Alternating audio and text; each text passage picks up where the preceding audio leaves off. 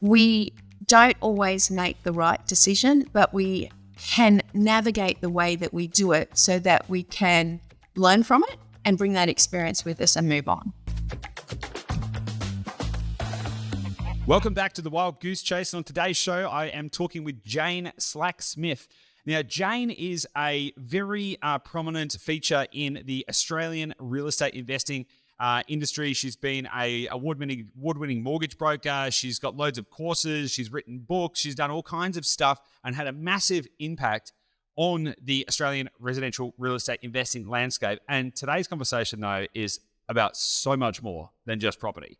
What I love about this conversation is we have a shared perspective and a shared interest in real estate from the specific view of how it can create a transformational moment in people's lives to allow them to become the best version of themselves. This is not a podcast or an episode that is droll and just kind of all about real estate investing. In fact, we jump into the deep end of the woo pool pretty quickly in this episode, which is actually why this is one of the best podcasts that I have recorded with anyone in the last 3 years of recording podcasts. It's so much fun. We talked about how to manifest a life of fulfillment and abundance. We talked about quantum entanglement and how that relates to creating and crafting the future that you want in your life. We talked about how to create the right vision for your future, all kinds of stuff. How to redefine the definition of success so that your goals align with what you really want in your life. It is super insightful and super fun. I really enjoyed this, and I'm confident that you will too, particularly if you want to be able to realign your mindset to craft a life of freedom, choice, and abundance much faster. So, without any further ado, before we get stuck in the episode, make sure you hit the subscribe button, tap that, sign up here. I would love for you to be able to participate in this journey long term. My whole mission is to create high value content that is going to help people, business owners, real estate investors, to live a better life and to live a life by design. And this episode is definitely aligned with that. So make sure you subscribe wherever you're listening or watching this. And of course, make sure you leave a review as well. And if you're watching this on YouTube, drop some comments below. Let me know what you think of this episode. I love it, and I hope you do too. So without any further ado, let's get stuck right into it. I'll see you on the inside.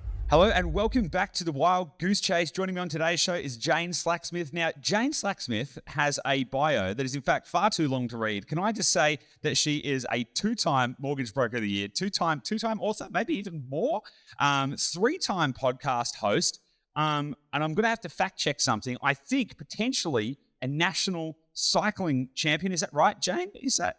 That's the other Jane Slack-Smith. Oh, crikey. I was like, I did a little bit of homework. And I was like, really? She's done all this stuff. I'll claim it. I'm going to claim it, right. Goose. Just claim it. Just roll it in there.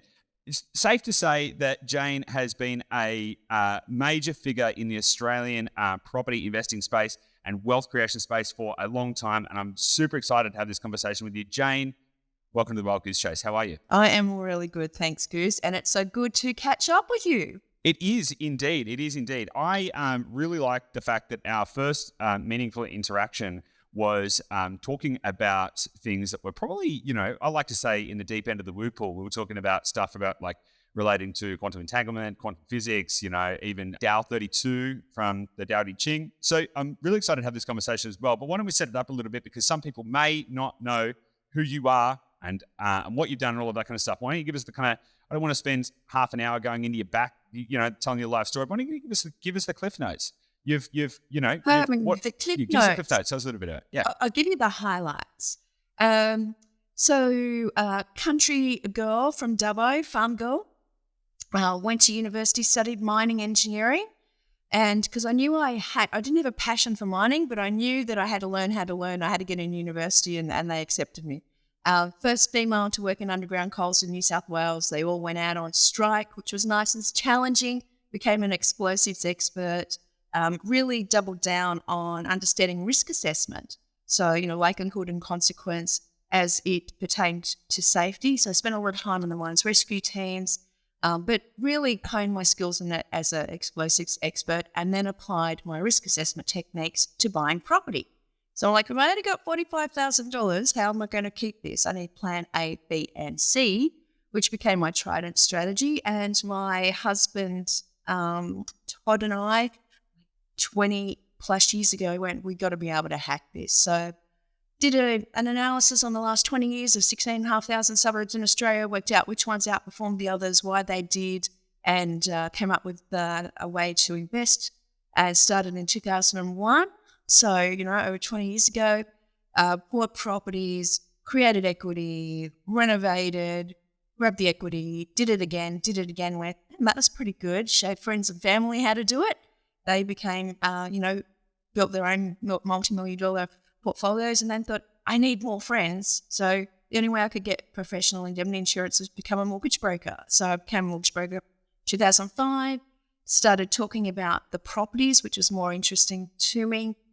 2012, wrote Your Property Success with Renovation, really moved into that online education space because I was like, I want to democratize wealth so I can give people access to really good quality information. That's where I'm going. So built Your Property Success whilst running the mortgage business. And just an absolutely curious student of all things of human psychology. And it really struck me, even though, for instance, 5% of people who buy courses completely, and I'm like, mine are all going to complete it. What do I have to do to hack the psychology to, make people succeed despite themselves? And then sold multiple courses, Ultimate Guide to Renovation, the Location Masterclass, really, that strategic understanding of the data behind their purchases and making quality purchases. And then in 2018, 17, it's like, there's some people who get this and some people who don't. What is that one thing? And so I went on a bit of a search into the woo, like you suggested. And being a scientist, I really went that way through like Dr. Joe Dispenza's work, trying to understand the science behind the psychology and then the neuroscience behind it. And, I did courses on neuromarketing, seeing what people ticked. And then I took my 10-year-old son, left hubby at home to Estonia, to Mind Valley University, surrounded by 1,000 people who were really there learning flow. And, it was really an interesting dynamic and being exposed to a lot of different modalities. And then I came back and I was like, if I could take 10 people a year and curate their success in property, what would that look like? And I was always more interested in the end vision of what they wanted to do. So if you have financial security, what's the end goal?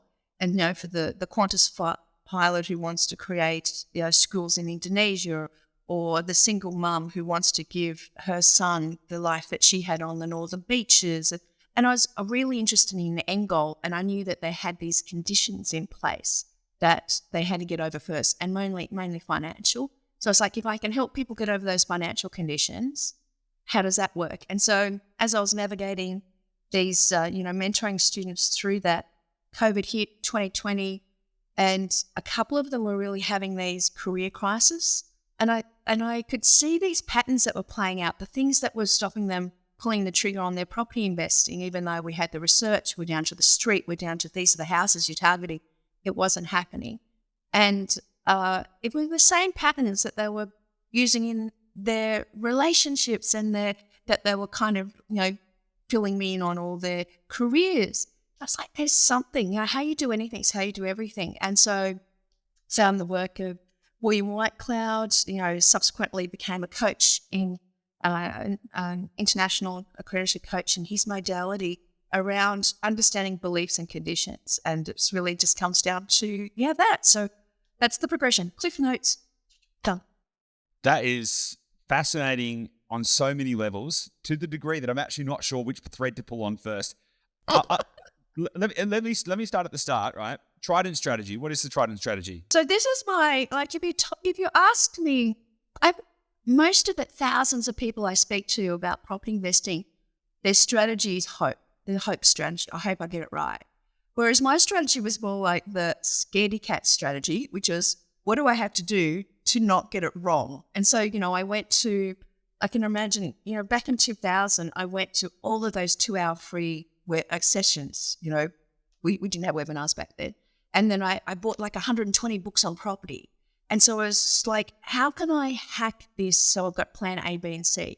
So what became very obvious to me was knowing where to buy. So, and then understanding that market so well that I was buying below the market. So through negotiation or through observation or through opportunity, but not taking advantage of people, win-win kind of thing, but looking at that as I need the money immediately. So if I can negotiate 50,000 off by having a good negotiation strategy, not this is the number, by tomorrow say yes or no, giving them an either or, and having, some really clever ways of negotiating, that 50,000 is equivalent to like maybe 2, 3, 4, 5 years growth. So that's great, make money immediately. So number one, then find the opportunity to add value. And for me, that strategy has always been around renovation. So if I spend $1, I want to make $2. So how can I do that? Where's the opportunity? Understand comparable sales, understand the suburbs where there is that disparity between renovated and unrenovated properties, because as you know, every property probably deserves a renovation, but whether they're actually going to be profitable is different. So make money in the midterm and raise that cash flow to actually cover and help cover the expenses. And then it's all about growth. So understanding growth, understanding the fundamentals of growth, understanding why people move to areas, the demographics. I read census like a storybook. I look into a suburb and I understand what's going on there. And so for me, the Trident strategy, 3 ways to make money: buy below the market, renovate to add value, and long-term growth. That's so awesome. So I didn't actually realize, because I haven't actually read your books, right? I'll be honest. I'm sorry, and I haven't actually done the courses either. So, but what is really fascinating to me is the similarities between your story and my story, and also your approach. And so I'll give you the kind of cliff notes of that. So back in 2018, Gabby and I went and bought a property. We had no idea what we were doing. We got spooked to, so to speak, and we bought the wrong property, wrong place, wrong time, lost a bunch of money, and went, that's not how that's supposed to work. How does this? And then from the same perspective, I was like, well, why do some locations go up? Why do some go down? Why do some people make money in property? Why do some people not? What would need to happen so that we could not stuff up again, right? Because we couldn't afford to stuff up again. Like, we were not in a position that would be viable. And we were like, okay, so how do we remove risk and increase our chance of success by mitigating the downside risk, right? Not going, how do we get rich quick? More like, how do we make sure we don't go broke, right? How do we make sure we succeed? So we kind of did the same thing. We just overdosed on going to all the different seminars and reading all the things and doing all the stuff. And you should have seen our rental property we were living in at the time. It was covered in maps. We'd just like buy maps, big wall-sized maps, and we're like plotting things out and trying to triangulate it. It was a little bit like Rain Man-y type stuff going on all through the house. Our housemates at the time just thought we'd gone completely bonkers. And we, again, started to derive, okay, well, what would the characteristics need to be? We were like, okay, well, you need to know the area well enough to know that you're going to get some growth or potentially be able to buy under market value, right? So you want to have a capital creation element of it. You need to have a cash flow element of it. So that's either capturing yield at the time of purchase or some of the method. And in theory, there should at least be a way that you can add value to it over time, right? And if you have all 3 of those, and different properties will have all those characteristics in different measures, sometimes you don't need the ability to manufacture if you can buy a good deal in the right place. And there's kind of like a triangulation of those kind of things. We call that the Holy Trinity. So it's interesting, you've got the Trident and we got the Holy Trinity, and the kind of same general approach. Yeah, the same general approach of like, how do we get obsessively focused on the data to make sure that we can identify these, I always say, right property, right place, right time. Because if you get the location right, it's going to do 80% of the lifting. But that right location isn't just the right suburb, it's the right street, it's all of that kind of stuff, as you just pointed out too. So I think that's fascinating. It's really, really cool. It's interesting. There's a saying that says something like, the universe sends out an arrow and there's multiple targets trying to catch it. And, it's, for me, those fundamental beliefs, it's funny because I'll be having conversations with people about strategies or their vision of what they're trying to create. And they'll go, I don't know if you heard about it, but there's this Trident strategy. I'm like, no, tell me all about it. And so by them telling me, right, I'm like, great, I understand that you understand what the picture looks like. And it's just talking about the multiple targets. It's interesting to note that nylon was actually invented in New York and London, NYLON, on the same day, and claimed it. And it's just like all these teams for all this time were trying to create something. And it's often what happens is when there is an obvious solution or reality, multiple people pick up it. So the fact that there's a Trident and there's a trilogy, I think is just fabulous. And And the way that it minimizes risk by saying, well, you've got a plan A, B, and C. So if you really stuff it up, the other two will kind of come in to rescue. And, for me, that the kind of scaredy cat strategy was, well, and when I'm sure it's the case with you as well, when you speak to people and they say, look, it's my first renovation, so I'm probably going to make mistakes and not make money. I'm like, why are you choosing that as the end result? Your focus creates your reality. So why don't you choose success, and how about we navigate that with some proven rules that work? Yeah, it's so funny, isn't it? Because our words and our thoughts do create our reality.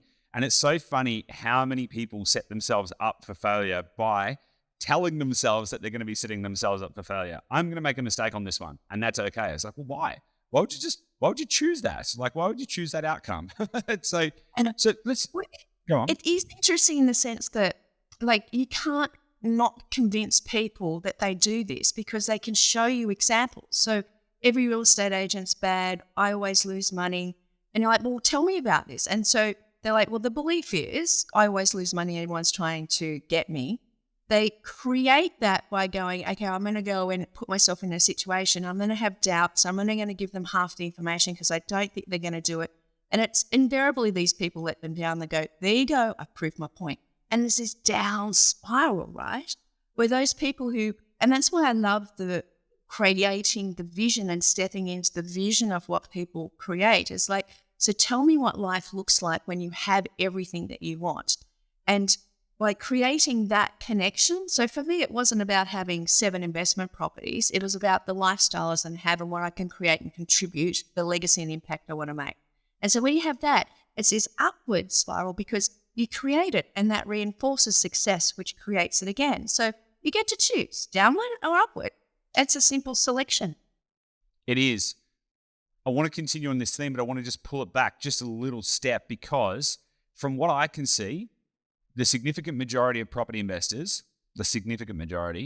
never achieve the level of financial success they intend. I have not met a property investor so far that didn't have a goal to achieve financial freedom. From what I can see, the majority of investors don't achieve that goal.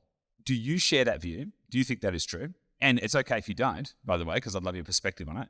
Well, firstly, do you believe that's true? And then I can ask the next question. Yeah, I made a commitment in 2005 when I started this path of education for people.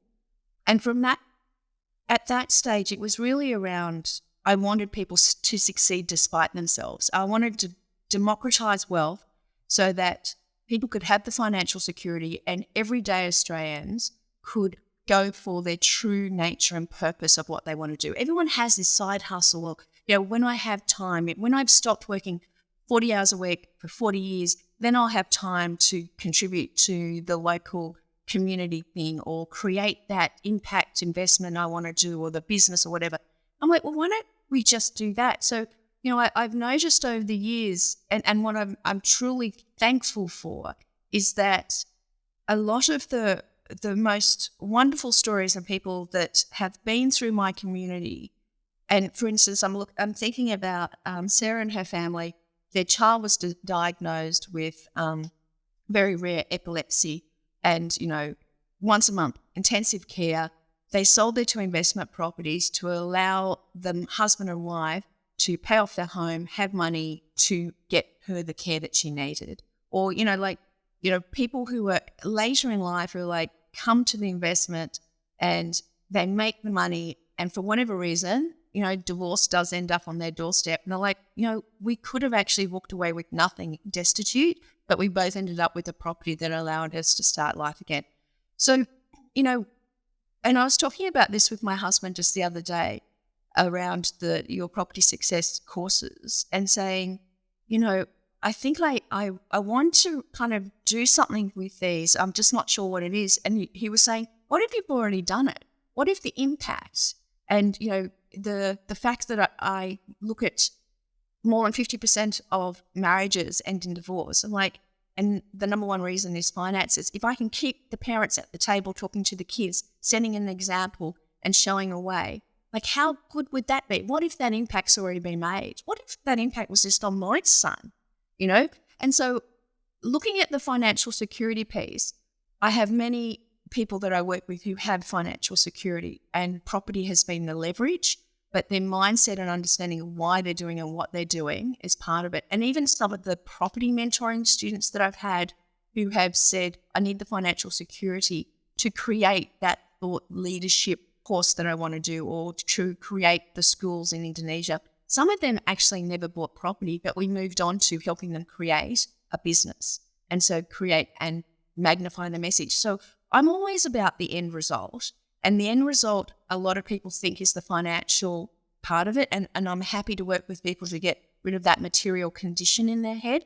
But if you just do this tiny little exercise, right, just imagine that you go to sleep tonight and you wake up tomorrow and you're the only person left in the world. And, you go through the grief of the family and friends are gone. You've got enough food and water and power to sustain you. What would you do? Do you need the $1 million mansion? Do you need the Gucci shoes? Is the Range Rover really necessary? Or how would you live that life of fulfillment to the end of your days? Is it around, yes, having the beautiful views, but exercising and creating gardens and joy and studying and enjoying music? Like, what is it that is your thing? And I think that little exercise allows people to really look at why they're doing it. And, often what I find in those vision calls is most people think they need $100,000, $150,000, $200,000 to have the lifestyle up there that they want. And when we pull back what that vision was and say, let's just see how much it is, it's usually about 60 to 80 grand. I literally had the exact same thing. So obviously, we both talk to property investors, and one almost universal truth is everyone says they want 10 properties in 10 years and $100,000 passive income.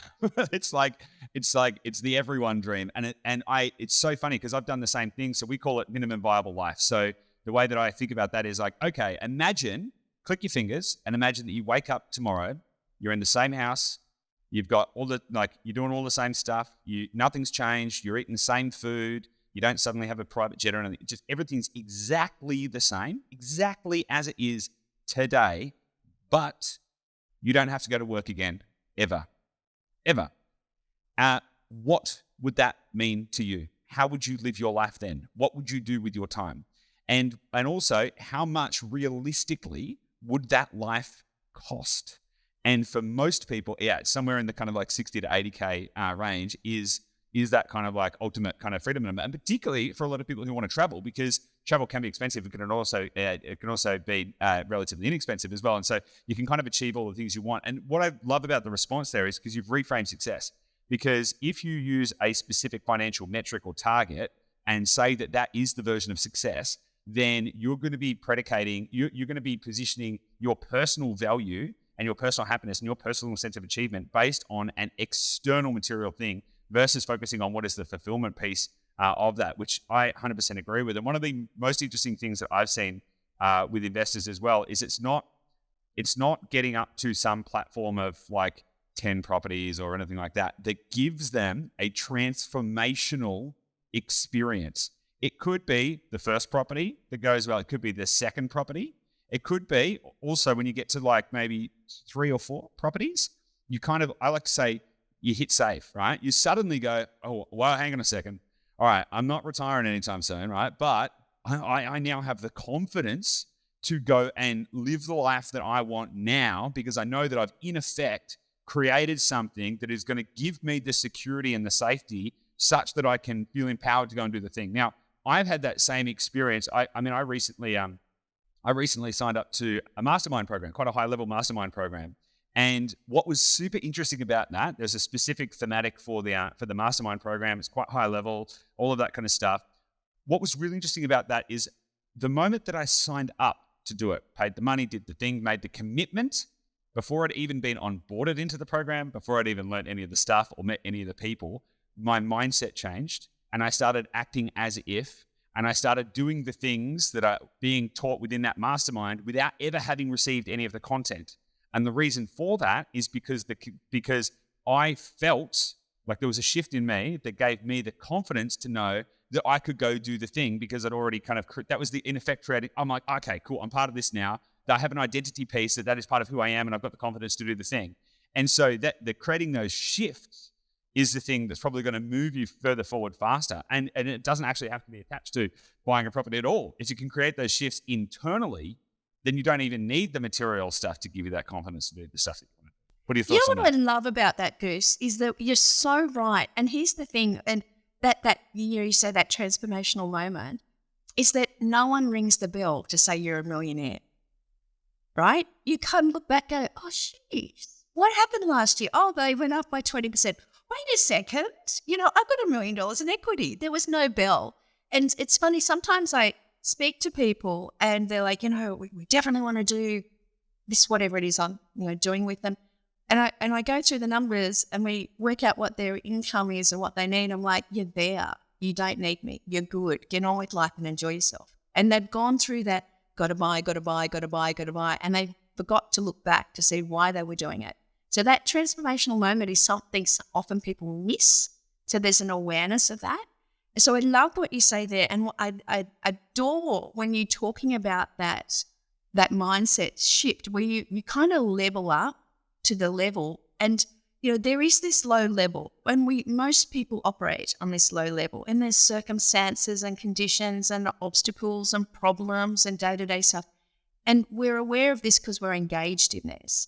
And then there's this higher level, and there's, the high level. And this level is where we can, it's almost like we can anchor ourselves to when we see that vision. We're like, I want to be one of those people in that group. I want to have the credentials to stand there and go, I belong. I want to have those, the financial security so I can go and follow my true nature and passion of what I want to do.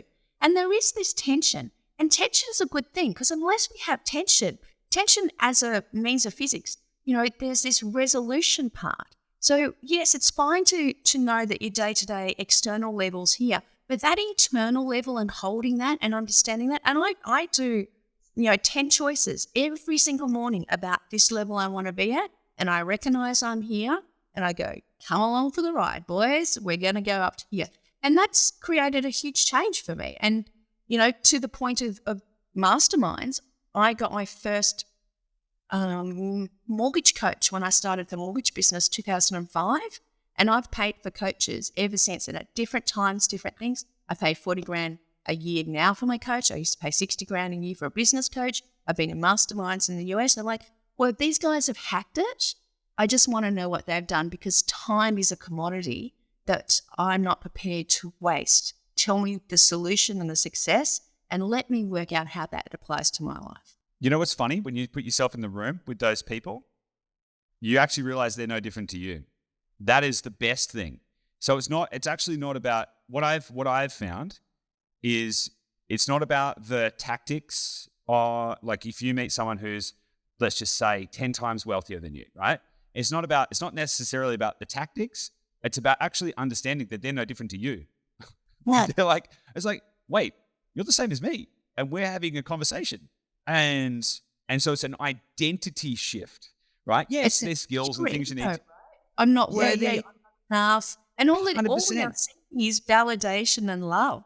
I mean, give it to yourself. You don't need other people to do it. So there is no hierarchy.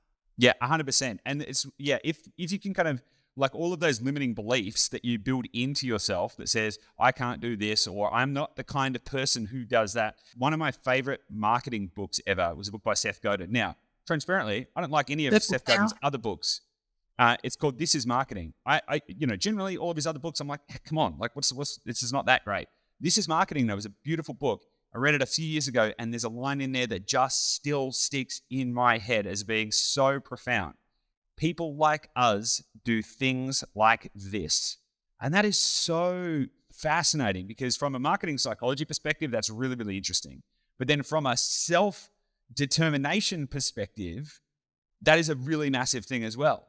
Because if you can create the belief or the vision for who the best version of yourself is, and then also market to yourself and say, well, people like us, me and this version of myself, which are the same and different at the same time, do things like this, then you start to act in accordance with the vision that you have of your future, and you become the best version of yourself, and you can manufacture that in a very short period of time. The 2.0 of that is your customer is your wife. What do you mean? Well, I mean, I'm going solo these days in the sense that, I used to have a team, like a production team for webinars who'd spend 6 weeks doing needs analysis of what is this person waking up at 2:00 in the morning worrying about. We curate these beautiful, we want to get this information.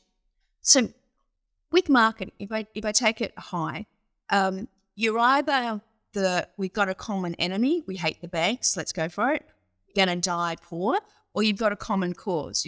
Everyone can be wealthy. 80% of sales go to this, 20% here. I refuse to ever do this. And so it takes a lot of more effort to bring people on a journey to see the vision of what it is and why to invest now. Why it's a lot more fulfilling though. Yeah, exactly. And,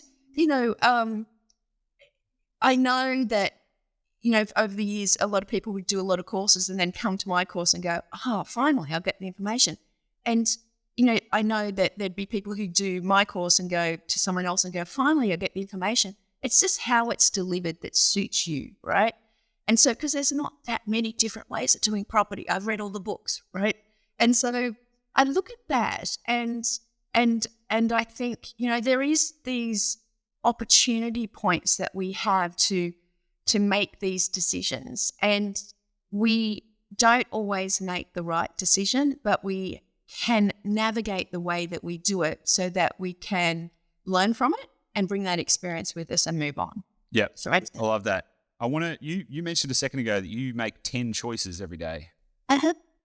Talk to me about that. What are these 10 choices? As I said, I found this modality, the natural success modality, and working with William Whitecloud as a coach. And part of that is creating this higher vision. What is it you are committed to? So there's fundamental choices. I choose the end result of living my true nature and purpose.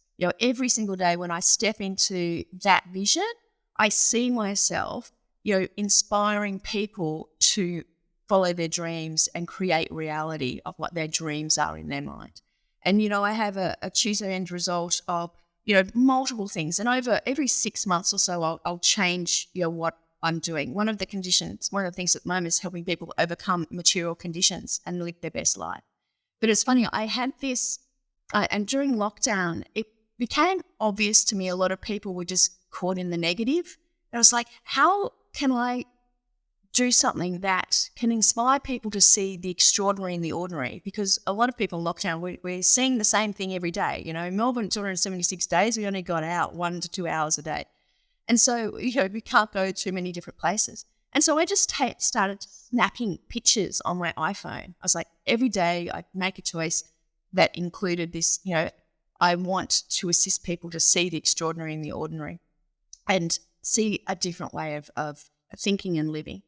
And so, I'd upload photos on Facebook. And last year, 3 people within 1 week, one was a mortgage client, one was a mining guy I used to work with on the mines, and another guy was someone else doing some marketing consulting to help his business. And they all said, we never comment on Facebook, but your pictures got us through every day. And I thought, isn't that interesting? Of all the thousands of pictures I uploaded, I actually only put like 100 of them on Unsplash so people could use them if they want. I thought, I'm going to go and check to see how many people have looked at them. And I was looking, it's like 30,000 people had looked at them and there'd been 500 downloads. And I'm like, oh my God, this is it, tech, I have made a contribution. And then I realized that was over the last 30 days, 1.4 million people have looked at them and over 10,000 downloads. And now they do stats, and every now and then they'll go, oh, Google's using this as a front page, or someone's, using this picture for something else. And I was just like, wow. And I was in this presentation software the other day, Prezi, and I thought, oh, I just need a picture of Melbourne. So I put, find me a picture of Melbourne, and up came one of my pictures from this software. And I was just like, isn't that interesting? So by creating that intention and then leaving it out there and, stating it every day and stepping into, well, what am I doing now? I want to know what the current reality is. Current reality is I'm just walking around the streets taking a few snaps. But, how can this do anything? But, my goal is it's going to affect and make change. That's wonderful. I love that. So I also have a morning practice, which aligns me very clearly with my vision. And similar but different. My vision is, I literally write out where I'm going. Like, I'm like, okay, in the present tense, I am and I have, and all of this kind of stuff. You mentioned earlier about that you really help people to define their vision. And one of the things that I've noticed is that a lot of people tend not to actually have thought about what it is they actually want. Even if they have, let's say they've made a decision to invest in real estate, usually it's not a deeply considered. I want to do better, or I want to create wealth, or I want to set myself up. But there's not actually a real clear vision of what that actually means, or the specific outcome that they're trying to get to. So I would love, if you could, to kind of talk to me about how you help people to clarify their vision and, the specific tactics that people might use in order to stay aligned with their vision. Like there's things like, is it journaling? Is it vision boards? Is it, some other kind of meditative kind of thing? Like, how do you help clarify that and then help people stay aligned with it? What you vocalize there and kind of, I just want to agitate a little bit more, is that, the people aren't really defining what they want. It's not specific. They're not stepping into that life and going, this is what it looks like, right? I'm traveling 3 months of the year. This is how it feels like doing first class. But anyhow, this is what it looks like, and really experience the emotion that connects them to it. What they do is they do create these choices, goals, New Year's resolutions that are from a point of view of, I want to get away from. I don't want to be poor anymore. I need to be wealthy. I want to create a deep and meaning relationship with someone who doesn't cheat on me. I want to do, and so it's actually coming from lack. And all your subconscious is hearing, I'm going to go woo-woo, double click unsubscribe now, people. But if all their subconscious is hearing is, oh, this is where I am. I always attract the bad boy. I always attract the agent that rips me off. It's easier for a rich man to get through the eye of a needle than get into heaven. People who make money are bad. My parents told me this. I saw my parents break up because of money. All this. So I have to be rich. I need to create wealth. And all they're doing is just bringing themselves back to this level, right? Whereas when you're at this level and you're saying, this is what I choose, this is what I have, this is what it is like, this is what my intention is when I step into this, I can embody pretty much the entire experience. So when I step into one of my choices around, assisting people to see their greatness and bringing that to the world, I look at, my mindset mentoring students and I look at my property mentoring students and I see their visions because I've stepped into their visions and done, we do like a simple meditation, close your eyes, do some box breathing. Tell me what it's like in your world. Like, what is it like when exactly the exercise you do, when we take away the conditions of work commitments, worries, what I have to do to be a good girl or to fit in, or, people with that, I have to be the manager in the company. And then you get to that realization, you're like, I'm looking at my manager's job and I don't really think I want it, but this has been my goal for the last 30 years. So what else is there? So it's that negative vision is actually holding a lot of people back and they can't see that. That's really interesting because the process of quantum entanglement, right, which can allow people to manufacture their reality. So if our thoughts and our beliefs and our emotions can create our reality, we have the ability to literally shape that through a process of quantum entanglement, which is kind of what you're talking about. And Joe Dispenza talks about this. I like the way he frames it. He talks about having future memories, right? Because when we sit and if we remember something that happened in the past, whether it be really great, it could be your wedding day, it could be something like that, you can visualize it, you can psychologically go back there. You can actually go back there to such a degree that the physical world that is around you disappears and you lose yourself into the vision of your mind. And in that vision also, you have the emotions that you felt at that time at that moment.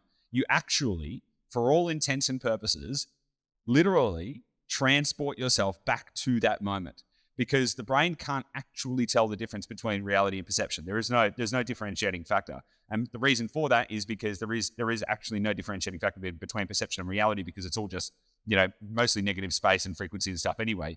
So, but you're able to do that historically because you had these lived moments, and I say that with deliberately with kind of like inverted commas, lived moments, because it is all perception anyway. But you have these moments that you have these experiences that are related to emotions that you can then visualize.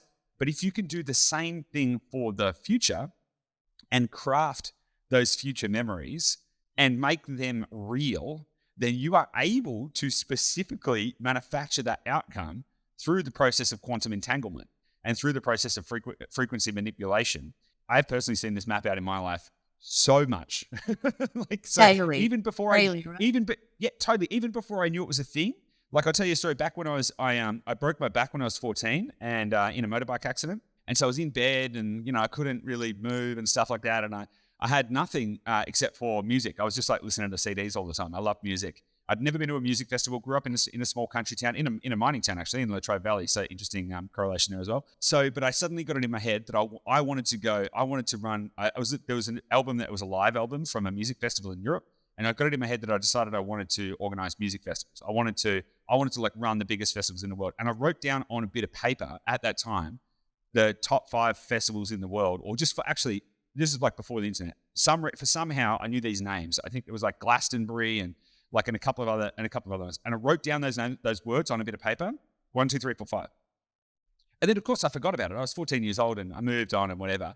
And by the time I was 24, something like that, I'd worked at like significant management roles in every single one of the festivals on that list. And I looked back and I went, whoa, that's really interesting. And then you start to see the patterns and you start to see how that plays out in life on a regular basis. So talk to me about that. Talk to me about how deeply you believe in quantum entanglement and the ability to manifest your reality. Well, just like you, I just see daily examples of it. I set intentions and I set the vision of what I want to create, and I let go of the need to know. I assume it's already happened. There's infinite possibilities, and I choose the possibility of what I want. And it's, I think there's a term called the infinite game. So most people, work within the boundaries of life, and the boundaries of life are conformity, and, those prison bars are your limiting beliefs and, what you have taken with you from your childhood on, how you need to turn up and how you get love and attention and validation. And rather than choosing to work within the boundaries, I choose to work with the boundaries. So I look at them and go, okay, I don't know how this is going to work, and I'm just going to leave that to whatever means is going to happen, but this is what I'm going to create.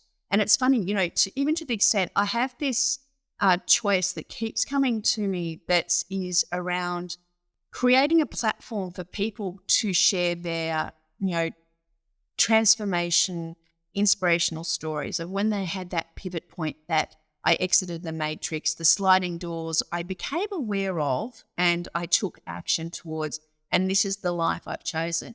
And it just keeps coming to me. And I got this marketing team together. I spent like 10 grand on them. And they were coming up with all these ideas with AI avatars and things and how people could tell their stories. I was like, no, that's just not right. And it just felt wrong. I was like, and they're saying it's going to cost $100,000 to do this. I'm like, I don't have $100,000 to throw at let's be nice to have a storytelling platform. I was like, but I do want to create this. And the next day, I'm saying make the choice that the people who want an intention to this are going to turn up. And I got this connection through a weird connection 3 years ago the next day. And this introduction was, these people work not in the dark web, but they work below where society is, in the fact that they make things happen. They're working with, insurance providers in Mexico and assisting people and having higher lifespans. It's all around human consciousness and affecting changes to humanity, environmentally, health-wise, all these different ways. And they said, we will build this for you for free. We believe in it. What do you need? I'm like, okay, so let's start that conversation. And so it happens to me daily. I set an intention of what I want to create, and it just turns up. Wow, I'm so interested by that whole kind of like these people that are like operating below. You actually said a very interesting phrase in there. you mentioned the matrix. You said exiting the matrix. Uh-huh. It's a very interesting phrase. Uh-huh. Why did you use that phrase and what does it mean? It's interesting. I'm currently writing a book that's around exiting the matrix. So when you said you've got 2 books, I was like, yes, I do. I just haven't written it yet, the second one. But I've already created it, so I'm going with yes. So in the introduction, you said you've written 2 books. I'm like, yes, I have, because I've already, in my mind, it's done. I knew you had. And, yeah. And it really is around the fact that we don't have the awareness of what is limiting us, because we have that belief creates reality, creates belief going on. And, the awareness is at that time where you step out and you go, wait a second, what if I did something different? Would I have a different result? And, when we go back to for property investing, for instance, what really frustrated me was like, there's a blueprint, step by step, just follow it, it's going to work. And I'd get, people from what can you afford, buy the best possible place that you can afford, when you can afford it, don't time the market, it's time in the market, land goes up in value, houses, not units, understand where you can buy suburbs down to streets using census, down to the typical property. I'm like, well, let's go. And they go, I bought a unit.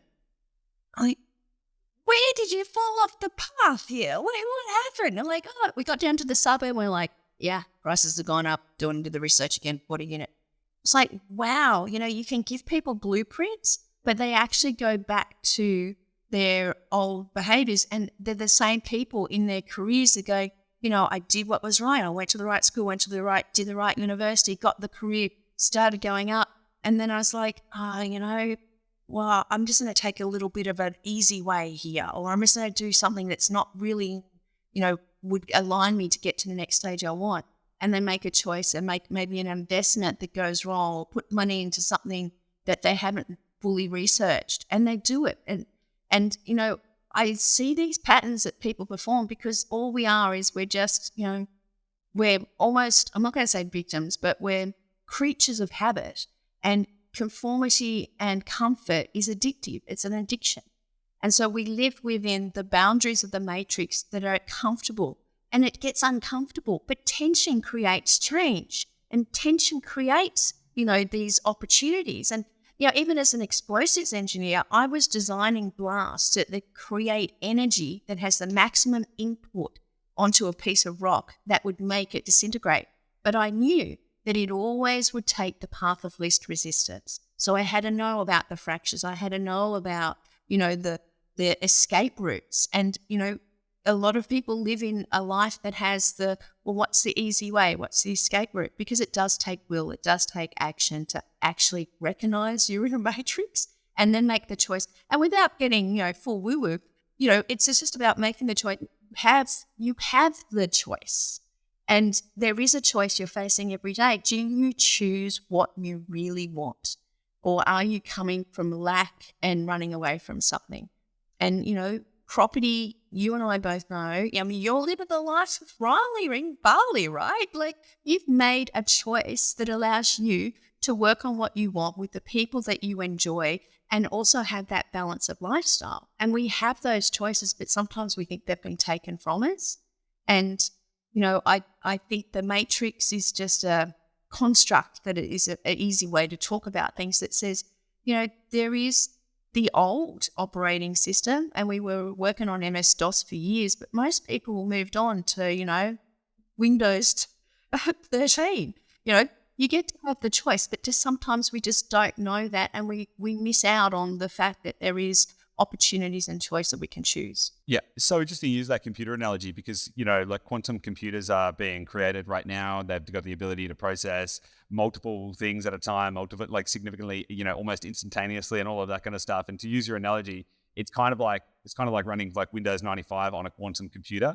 It's like, well, the operating system is a quantum computer and you're still running on Windows 95. So Exactly. Which is such an interesting way to think about it. It's a great way to think about the matrix as well, because I know a lot of people can hear that kind of a term and be a bit like, what it can sometimes have some interesting connotations about how people kind of think about what the intent is. But I fully agree with you. My life has been like one of the most interesting characteristics of my life is that I early on broke down like completely disconnected that construct of reality. I was like, okay, so I can't even remember when it was, but it was at an early age where I realized that literally I could have, do, be. I'd never read any personal development books or whatever, so I'm actually trying to think right now what actually was that trigger. But very early on, I realized I could have, do, be, or achieve literally anything I wanted. If I wanted to be a doctor, I could just go be a doctor. If I wanted to go to space, I can go to space. And so I suddenly realized that there was a field of infinite potentiality and infinite possibility, and I literally can do whatever I want. And that really interesting thing about that is I have a couple of beliefs and a couple of kind of mantras that I use. One of them is that the universe will give you everything you want as fast as you want and in the volume that you desire, as long as you believe and are open to receiving. Now, there's a couple of interesting things in that, because what you want, that came to me one day and I've been working with it ever since. And what is really interesting about that is a couple of words, want and belief. Because most people don't know what they want, and most people don't know what they believe. And so you could say, I want a private jet, for example, but then you could believe that you are only worthy of a Honda, 1986 Honda Civic or something. Don't even know if that's absolutely. Right? And so stitching those two things together, and as soon as you can get those things to correlate, what you want and what you believe to be the same thing, and then at the same time you need to be open to receiving, because and this is a really interesting, I actually put the and be open to receiving piece onto it fairly recently, because I'm pretty aligned with my like wants and beliefs and like where I'm going, my vision, all of that kind of stuff. And then something came a little left field. I can't remember what it was recently. It was significant, but it came left field. And I was like, it was left field enough that it had the potential for me to just say no and move on. And then I looked at it and I was like, oh, hang on a second. Maybe that is actually the thing maybe that is the sign that I've been looking for. And so I made a choice to say, well, I'm going to be open to receiving. And then that was a shift. And so the universe gives you everything you want as fast as you want, and in the volume that you desire, as long as you believe and you're open to receiving. And it never gives you anything that you can't handle. Like if you believe that, every challenge becomes an opportunity. And I have a very similar mantra, if we call it that, and manifesto, which is the universe is conspiring for my success and I'm the only one getting in the way. Well, I love that. I love that so much. It is so true. It is so true. Like people, and it's interesting. We could probably talk for hours on this topic, right? But like there are so many limiting beliefs that get in people's way. It's like the universe is literally trying to make you win. The sooner that you can get out of the way, right? Stop like dropping anchor. Like that's what people do. The universe starts to move them in a direction and they go, whoa, drop an anchor. Nah. I'm staying right here. I'm scared. It's uncomfortable. I'm not sure about this. I don't know what's over there. I don't know if I'm worthy for that. Who am I? What is my identity? What am I about to be? And they just drop anchor and then they stay stuck. And it's like, just lift up the anchor, take a big deep breath, go for the ride.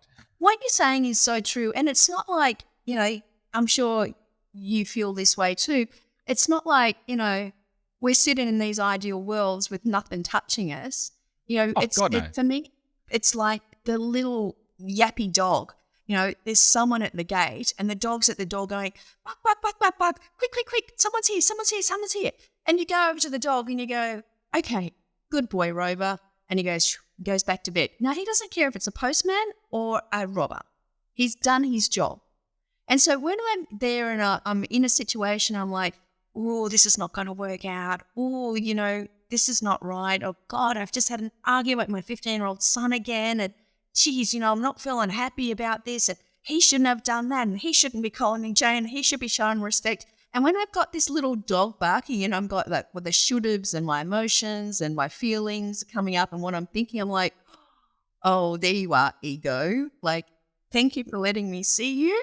And now I choose not to be involved in that. And so, it's that awareness piece that goes, oh, isn't that interesting? There's my belief that I should be the great one in the relationship because I'm the parent. What happens if I see my son as great and all he is doing is acting out the fact that he wants to test where his boundaries are? Who am I to stop that? Yeah, that's So true.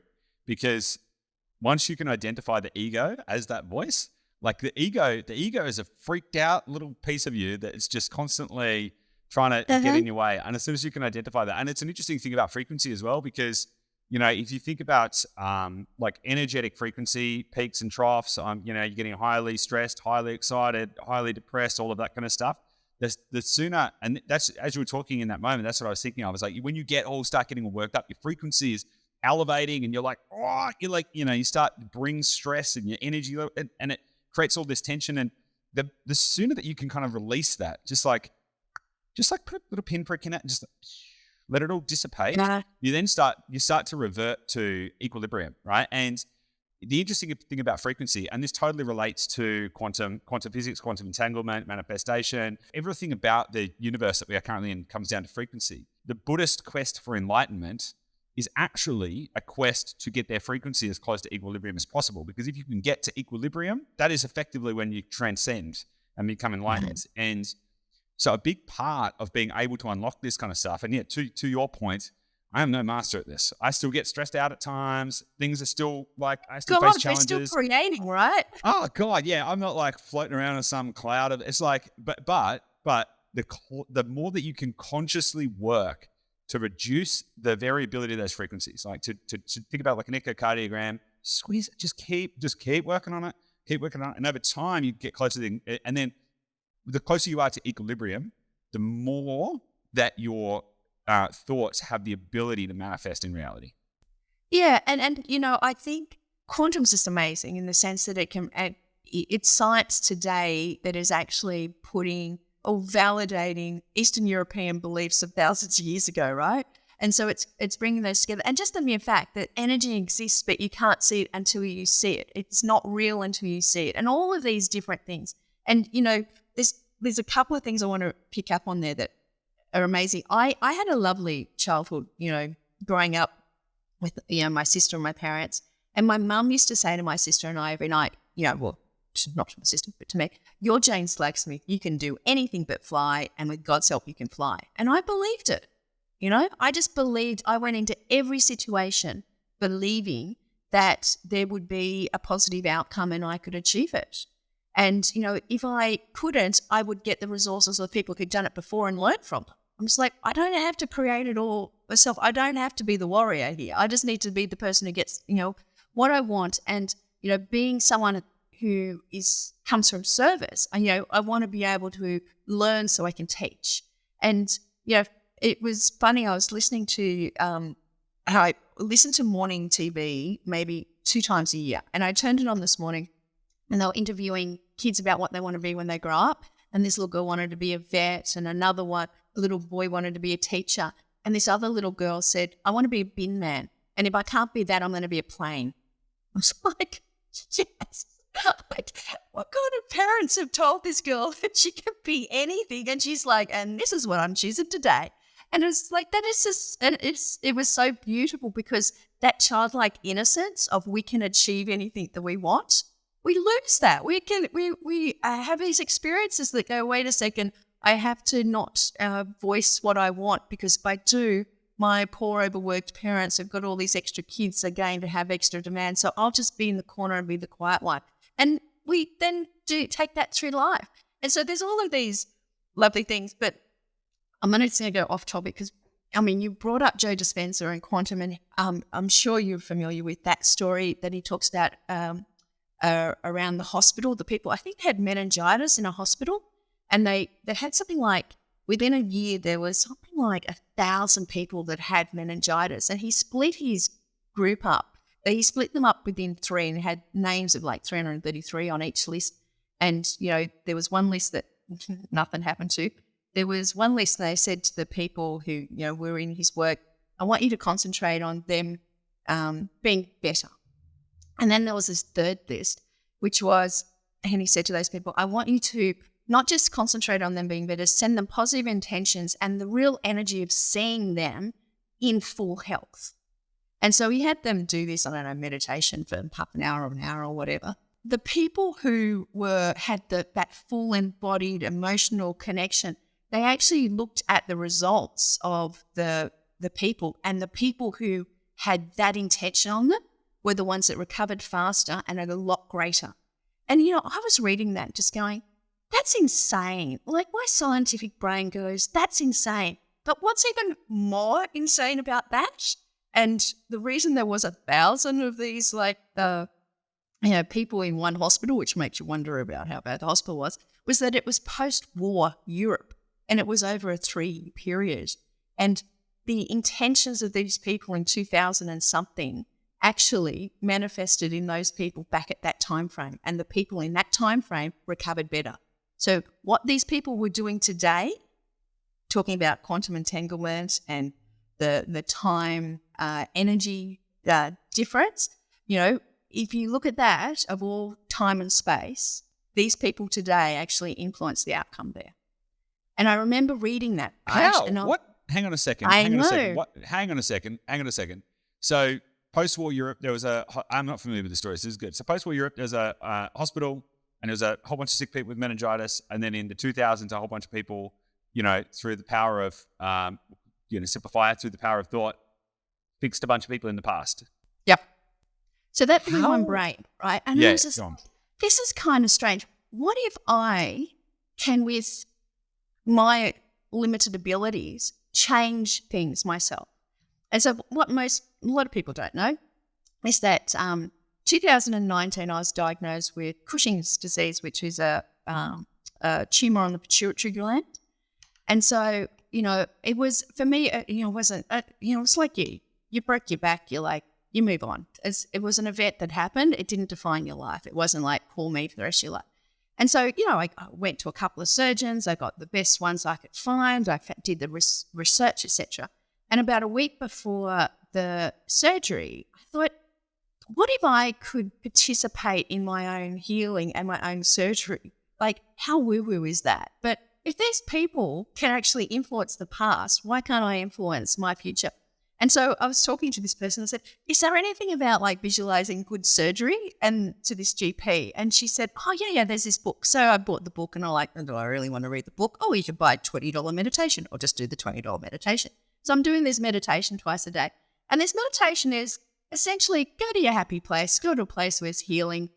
I've got a log cabin in the woods I go to, hang out in the log cabin, it's pretty nice.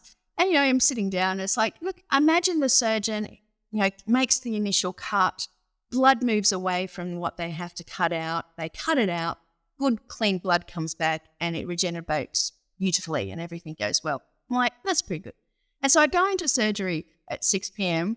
and it's supposed to be like a 4-hour surgery. And I wake up in recovery at 8 and I'm like, geez, there was 2 hours, something went wrong, what's going on? And I'm still, I've just had brain surgery, let's face it, I'm kind of a little out there. I'm on, what's that terrible drug they give you? Morphine. I'm on morphine. And the surgeon comes in and he says, oh, Jane, I was like, what went wrong? Like, what happened? He said, it was amazing. I made the cut and the blood moved away. I could pull it out. It was the easiest operation. The blood came back and it was it. It was done. I was like, I did that. He said, no, I did that. I'm like, no, I did that. No we way. still disagree today. And I told him what I'd done. And he's like, I need to get this to more people. And so wow. I was just sitting there going, oh, what if you can create your own reality? Let's test it out. That is so cool. Like as a direct and personal example of actually doing that. We only have limited time, but the more that people can really deeply understand that everything is just a big, I like to think about the entire world as just a big ball pit, right? It's just a big ball pit, right? We're all just these atoms and particles. It's just a big ball pit, right? And we can just decide what any one of those individual balls are. We've decided to give them the current form that I have. I decided this, right? And I can decide this. And you can kind of decide anything you want and create that. That to me is something I think a lot of people need to get their head around quite a lot more. Well, actually, something funnier about that recovery room experience. About half an hour out of surgery, and the nurses come up and they go, "What's your name? What day of the week is it? They're testing on you." And after about an hour, the nurse came back to check on me, and she said, "Oh, what is that you do?" And I said, "I help everyday Australians, release themselves from financial insecurity so they can get on with life and start living their true nature and purpose." And she went, how do you do that? I said, oh, through residential property strategic, purchases. And she said, oh, I'm buying out off the plan house and land package at the moment out, Western Melbourne. I was like, no. Let me tell you about supply and demand. Let me tell you about, growth and the drivers. And she said, wait a second, there's another nurse here who's doing this. And she came over. So I ran a masterclass an hour after brain surgery in recovery. And they rang down from upstairs and says, like, Jane's husband and son are up here waiting for it. Is she okay? I'm like, oh, yeah, we'll send her up. And on the next 10 days, I ran masterclasses every day. And halfway through that time, I was like, I'm going to have to save all these first home buyers and have them think like investors. And so I was like, I'm going to create a first home buyer show. I was like, oh, I don't want to have to learn how to do this by myself. And so I engaged a mentor and engaged her. And I was like, okay, I want to create this. And she's like, where are you? I'm like, oh, I'm in hospital. Don't worry about that. Just have brain surgery. And so, I'm creating this thing. And my PA at the time rang my husband and says, Chate's just, signed up and she's buying lots of courses. I'm not sure if she's okay. And he's like, she knows what she's doing. I leave Jane to Jane. Jane does Jane. And and so I created that from that experience. And, so I'm always kind of looking at opportunities to get people out of their own way and create their success. And then when I realized that I'm not the sage on the stage, I'm not the hero of the story, I want people to be the hero of their own story. It's like, well, in actual fact, if you do have the awareness and the tools to allow you to do that, and I learned that through William White Cloud's work, if you do have this thing, for me, I wasn't as, into it and as aware as you were. I needed the structure to bring me along it. But I'm just like, well, let's just leave it to the universe and tell them what I want. And let's just see if that works out. And it does. Awesome. I love that. So Jane, this has been honestly one of the best podcast interviews I've done in the last, 3 or so years that I've been doing podcasts. So thank you. Thank you for asking the good questions. It's it's funny because you and I are in this like property world, right? And it's numbers and it's strategy and it's all of this. And I had this great fear. I had this belief that people would double click and unsubscribe if they knew that I was, also teaching and working in this other space. And then I realized the people I want to work with won't unsubscribe. Yeah. And, lions don't lose sleep over the opinions of sheep. I'm like, so if you turn up authentically every day and just go, you choose. And it's a choice. And, we do have a choose your own adventure opportunity every single day. And you choose, are you in the matrix? Are you playing inside the boundaries or with the boundary? I love that. That is a great message to leave it on. Jane, thank you so much. We'll have to do it again sometime. Appreciate you coming on. All the best.